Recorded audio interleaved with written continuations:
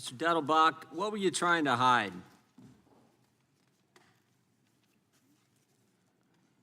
On the raid on March 19th at Mr. Malinowski's house, disabled the doorbell camera, cut electricity to the house, and you didn't wear body cameras. What were you guys trying to hide?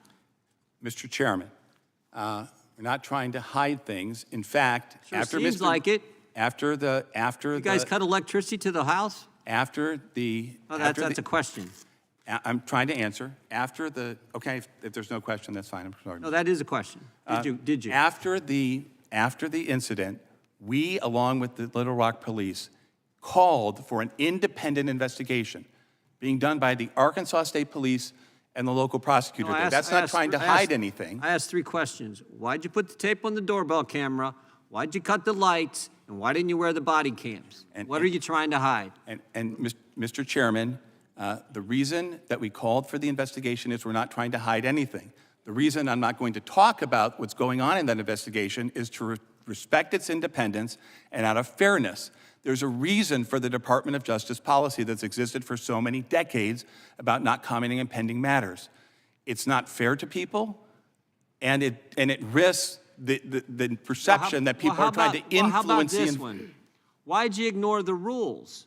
Because don't the rules say you should only use a no-knock entrance into a property if it's the only way, if it's the absolute best way to do it? I mean, I can read from Ms. Monaco's directive. Limit the circumstances in which agents may seek to enter a dwelling pursuant to a warrant without complying with the knock and announce rule because of the risk posed to both law enforcement and civilians. So you want to limit this. Why'd you guys do it all in 57 seconds? Respectfully, with respect to what I said before, is that we are not trying to hide anything. An independent agency is investigating it, and we, pursuant to longstanding policy, are not going to comment. The Department of Justice has already told us you guys weren't wearing cameras. I'm just asking why. For the cameras, our body-worn camera policy, I can talk about that. I think I can answer the question without talking about this case. You can talk about some things relative to the investigation, but not others. We want all the answers to what's going on here. I will tell you, with respect to the body-worn camera policy, the Department of Justice announced that policy when it was announced, as we have communicated to your staff and you. It was announced that it would be phased implementation. ATF is implementing that policy. We've implemented it in just under 1/3 of our field divisions. We have not received 3 separate requests for program funding from Congress to do so, but we are still doing it. I watched a hearing a couple of weeks ago where your fellow chairman... Did the Little Rock police officers who accompanied you on this raid, did they wear body cams?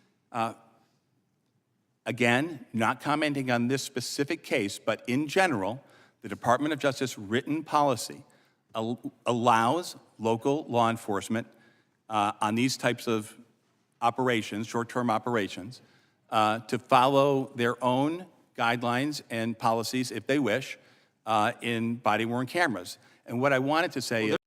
What happens when the agency tasked with enforcing the law bends the rules themselves?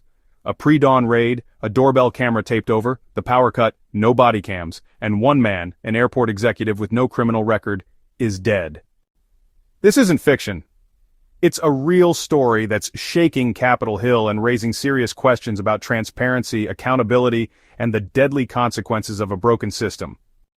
Today, we're diving into the explosive congressional hearing that grilled the ATF over their role in the March 19th raid on Mr. Malinowski's home. What were they trying to hide, and why did it end in tragedy? Stay tuned. So who was Dexter Malinowski? A public servant, the highest paid official in Little Rock's municipal government, no criminal charges, no history of violence. Yet federal agents waited until he was home pre-dawn to serve the warrant, when he was most vulnerable. His family says he could have easily been served during the day. Why didn't they wait? His death wasn't just a tragedy, it was... Their policy was to wear them. They weren't wearing them that day. We want to know why. Did you tell them not to wear them? Mr. Chairman, again, it is simply unfair at this point, while there's a pending investigation, That's a simple question. We it- just it- want to know why they weren't following the rules. Their rules say wear body cameras. Your rules say wear body cameras. You weren't wearing body cameras. I go back to my original question. What were you trying to hide? We saw the video where you walked up and you put the tape on the doorbell. We know there were no lights to the foyer area. We have Mrs. Malinowski here who can testify to that. And we know you weren't wearing body cameras. What were you hiding? Again, Mr. Chairman, we're not hiding anything. And with respect to the body-worn camera policy, the people there Why on the hadn't been rolled 12th? out. Why on the 12th did you not go and search the home? You were all circled up, ready to go, but a week before, on the 12th of March, you don't go. You go on the 19th. Why'd you decide not to go on the 12th? Mr. Chairman, these operations, and by the way, we do about 11,000 operations each year. They're very dangerous operations. ATF doesn't do anything that is not dangerous. Well, it's not quite true, but many of them are very, very dangerous. And those operations are handled by people with decades of law enforcement experience. They plan them, You gotta they admit, look at things, Director, you got to admit this is a little unique. You got a citizen, the highest paid official in the municipal government, Little Rock, Arkansas, making $260,000 a year, running the airport, no criminal background history, nothing, and he's dead at The institutions meant to serve and protect start hiding in the shadows. It's not just one man who loses his life. It's our collective faith in justice. Keep asking questions. Keep demanding transparency. And if you believe Americans deserve answers, don't forget to like, share, and subscribe. Hit the bell so you don't miss our next deep dive into government oversight and justice.